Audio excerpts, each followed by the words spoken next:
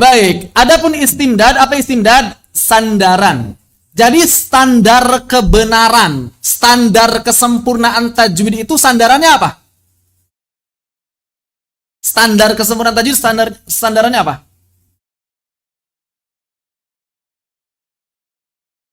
Sandarannya adalah riwayah. Sandarannya adalah riwayah. Ya, riwayah, sandarannya riwayah. Makanya kami sering menyampaikan seluruh pertanyaan mengapa, seluruh pertanyaan why dalam ilmu tajwid, jawabannya sederhana. Karena riwayah. Selesai. Makanya saya kalau ujian nggak ada pertanyaan kenapa. Bagaimana semuanya? Kalaupun harus kenapa, dari sisi teorinya dijelaskan. Bukan kenapa riwayah, karena riwayah. Sederhana sekali.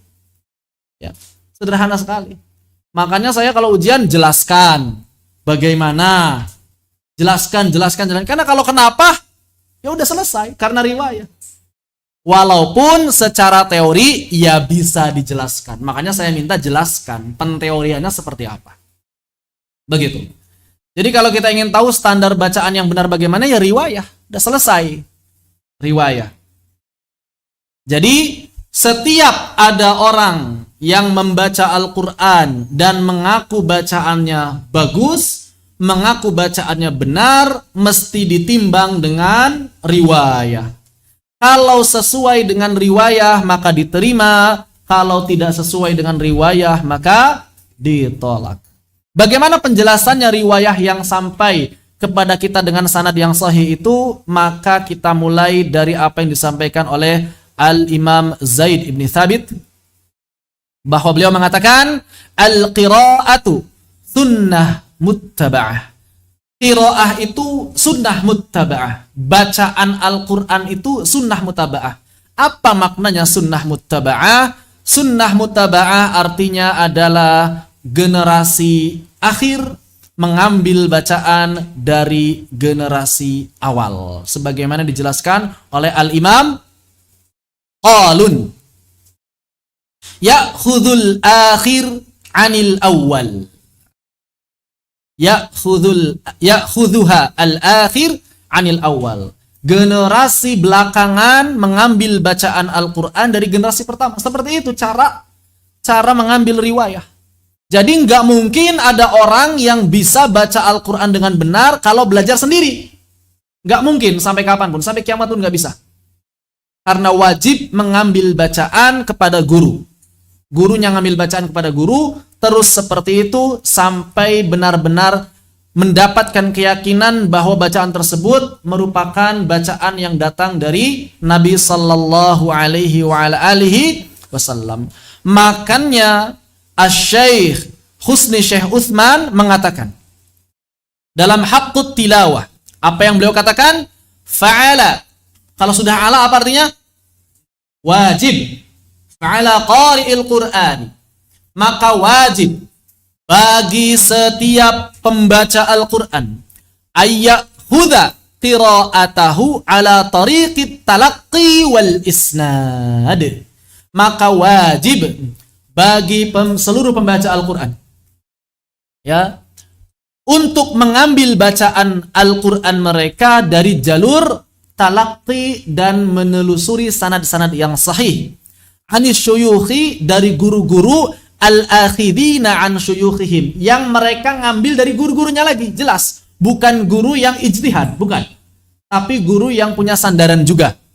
Kayyasila, sampai benar-benar kita ini ila ta'akkudin, sampai kita benar-benar yakin, memastikan min anna tilawatahu tutabik maja'an Rasulullah sallallahu alaihi wasallam bisanadin sahih muttasil. Sampai kita benar-benar yakin bahwa tilawah yang kita amalkan itu benar-benar sahih sesuai dengan riwayat yang datang dari Nabi sallallahu alaihi wasallam dengan sanad yang sahih lagi bersambung. Kenapa? Karena kadang ada orang nyambung sanad tapi sebetulnya nggak tersambung sanadnya. Atau misalnya para perawinya tidak sahih. Orang-orang yang bukan orang yang mahir, maka jadi dhaif sanadnya. Begitu, ya. Jadi orang yang tidak mengambil bacaan Al-Quran dengan jalur-jalur riwayah yang ada, maka sebetulnya keberadaannya ka'adamihi, seperti ketiadaan. Sama seperti nggak punya bacaan sama sekali. Begitu. Bahkan beliau memiliki fatwa yang sangat keras dalam hal ini. Lanjutannya beliau mengatakan apa? Amma ini atamada. Adapun apabila seseorang hanya sekadar menyandarkan bacaannya ala ma qara'a fi butunil kutub, sebatas mengambil dari kitab-kitab yang dia pelajari, au taklidin, atau ngikut-ngikut masami'ahu, apa yang dia dengar, min qurra'il idha'at, dari para qori yang rekaman bacaannya tersebar, fayakunu, maka pada saat itu qad hadama, dia telah menghancurkan ahada arkanil qira'atis sahihah, telah menghancurkan salah satu rukun qira'ah yang sahih. Ats-tsalatsah, yang rukun itu ada 3. Nanti akan kita bahas di rukun qiraah yang sahih. Rukun qiraah yang sahih ada 3. Kalau dia nggak melalui jalur sanad, maka hilang satu, menghancurkan satu rukun qiraah. Wa ta'uddu, dan terhitung qiraatuhu, bacaannya yang dadalik ketika mengajarkan, min babil kadzib bir riwayah, dihitung sebagai kedustaan terhadap riwayah Al-Qur'anul Karim. Ini ngeri sekali. Jadi kalau ada orang yang sekadar ngajar, kemudian standar kebenarannya itu hanya sebatas dari kitab, standar kebenarannya itu hanya sebatas dari qori-qori yang didengar, maka ternyata dihitung sebagai orang yang berdusta. Maka terhitung sebagai orang yang berdusta. Maka suka ada yang nanya kan begini, pengajar Al-Quran mesti bersanad tidak? Pengajar Al-Quran mesti bersanad tidak? Apakah pengajar Al-Quran mesti bersanad? Apa jawabannya? Jangankan pengajar Al-Quran, membaca Al-Quran saja mesti bersanad. Ini apabila yang kita maksud sanad adalah punya guru yang jelas. Jadi kalau yang dimaksud sanad adalah memiliki guru yang jelas, sandaran yang jelas dengan riwayat dari Nabi SAW, jangankan pengajar Al-Quran, yang baca Al-Quran saja wajib memilikinya. Untuk apa? Untuk bisa memastikan bahwa bacaannya tepat atau tidak. Tapi apabila yang dimaksud sanad adalah ijazah dari guru, maka ini tidak wajib. Jadi sanadnya apa dulu nih? Kalau yang dimaksud sanad artinya punya guru yang jelas, maka jangankan pengajar, orang yang baca saja wajib memilikinya. Tapi kalau yang dimaksud sanad adalah ijazah, maka mau baca, mau kemudian mengajar tidak wajib punya ijazah. Yang penting punya guru yang jelas, tidak wajib punya ijazah. Begitu. Karena ijazah bukanlah syarat mengajar. Silakan, Pak. Iya.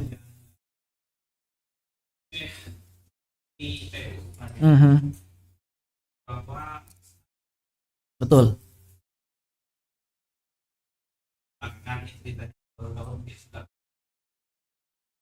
Yang tidak begitu, yang sudah belajar, misalnya kita tahu gurunya dia pertama, itu termasuk ini nggak jelas gitu dia mondok di mana, di mana.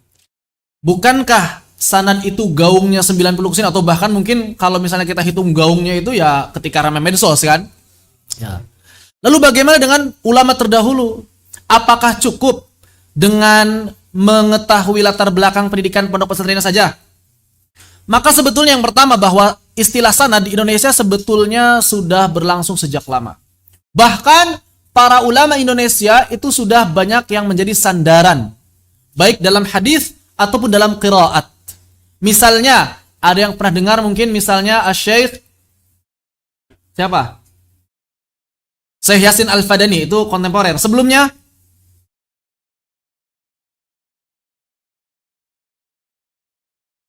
Syekh Mahmud Turmusi, sebelumnya lagi siapa ulama Indonesia yang sempat menjadi sandaran dalam hal apa? Dalam hal Imam Ramadhani kesini ya, masih kesini. Ada lagi sebelumnya? Siapa? Ada yang tahu? Itu ngarang atau enggak tuh namanya?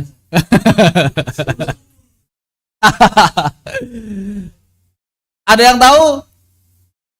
Jadi orang Indonesia itu dulu punya sandaran qiraat yang banyak, qiraat dan juga hadis yang menjadi salah satu rujukan.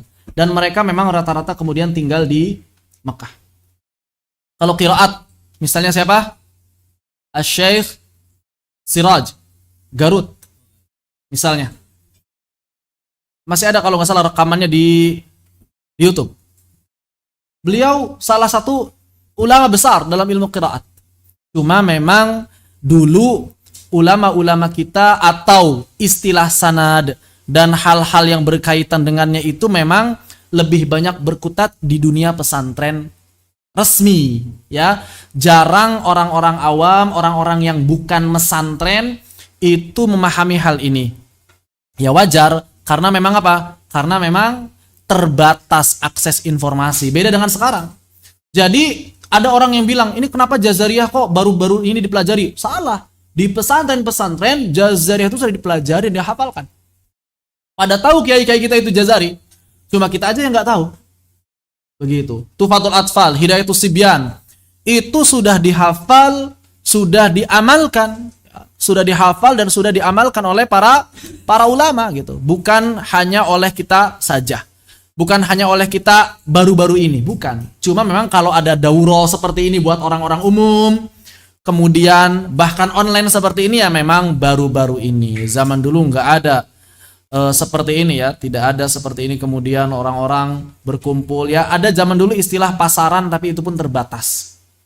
Itu pun terbatas seperti itu. Beda dengan sekarang. Seperti itu ya.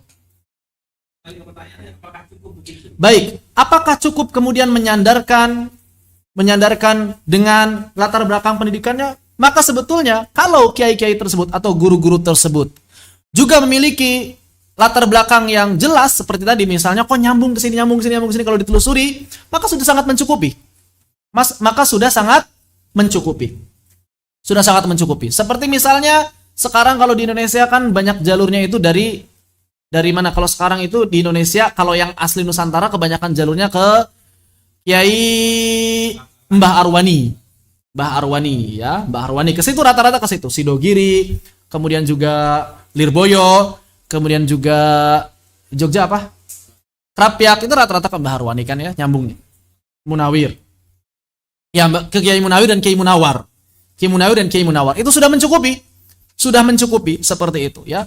Asalkan dia mesantren, kemudian silsilah keguruannya jelas, maka sudah mencukupi. Ini dari sisi atau dari konteks periwayatan. Paling mungkin yang mesti kita gali dan kita kaji kembali adalah apakah yang diajarkan ini sudah sesuai dengan kaidah yang telah ditetapkan para ulama atau belum. Karena kadang orang yang mengandalkan riwayah saja bisa lupa. Betul? Bisa lupa. Maka mesti dijaga dengan kaidah. Oleh karena itu riwayah mesti dijaga dengan diroyah. Dan diroyah dijaga dengan riwayah. Maka dalam konteks Al-Quran, dalam hal ini adalah tajwid dan juga ilmu qiraat, setiap pendapat tidak bisa diterima kecuali yang pertama riwayahnya jelas. Misalnya ada orang berpendapat A, B, C, D, E dalam ilmu tajwid atau qiraat, maka tidak diterima kecuali riwayahnya jelas. Kalau riwayahnya sudah jelas, ditimbang lagi dengan timbangan kedua, belum cukup ternyata. Timbangan apa yang kedua? Sesuai tidak dengan pendapat para ulama terdahulu. Kenapa? Karena pendapat para ulama terdahulu itu tetap tidak berubah. Mereka mencatat agar timbangannya tidak berubah. Karena kalau riwayah, subjektifnya nanti besar. Ya. Kalau satu generasi ke generasi lain kan kadang pendengaran berkurang. Kemudian kadang lupa. Maka para ulama butuh mencatat kaidah-kaidah pokok. Jadi timbangannya dua untuk zaman sekarang. Untuk zaman sekarang timbangannya dua. Kalau ada orang yang berbicara, berfatwa, berpendapat dalam tajwid dan ilmu qiraat, tidak diterima kecuali yang pertama, riwayahnya jelas. Yang kedua, secara diroyah, tidak bertentangan dengan kaidah-kaidah yang telah ditetapkan para ulama. Begitu, ya. Nah, untuk sampai pada poin yang kedua ini, nggak cukup nanya gurunya siapa. Tapi harus kita sendiri yang memperdalam dan menggalinya. Berarti tugas kita apa? Ya belajar. Ketika sudah semakin banyak belajar, semakin jauh mempelajari ilmu, nanti akan semakin mendapatkan penjelasan. Ya, semakin mendapatkan penjelasan bahwa ternyata ini kaidah yang ditetapkan para ulama, seperti itu ya. Wallahu taala a'lam. Kalau masalah irama mah bebas ya. Kalau masalah irama bebas. Misalnya saya punya gurunya nggak ngajarin irama, tapi kemudian saya ngikutin iramanya Syamil Syarasid, boleh nggak? Ya boleh-boleh saja. Irama itu nggak ada kaitan dengan tajwid. Itu ilmu lagu, bukan ilmu